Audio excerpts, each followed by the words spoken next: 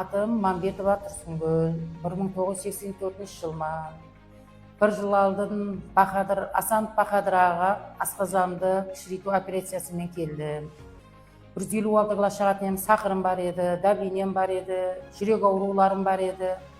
Әзір соның бәрі өтіріктей, көрмегендей болып кеттім. Ал сенесіздер ме? Бір жыл давамында мен докторға 3-4 мәрте көрінуге келдім. Міне бүгіннен 1 жыл болды. Докторымның қолынан алып келдім. Аллаға шүкір, әзір 105 кило болдым. Денсаулығымнан ұлыма проблема жоқ. Аллаға шүкір, бұрынғыдан 1000 есе тәуірмен деп айта аламын. Қайтадан дүнияға келдім деп айта аламын.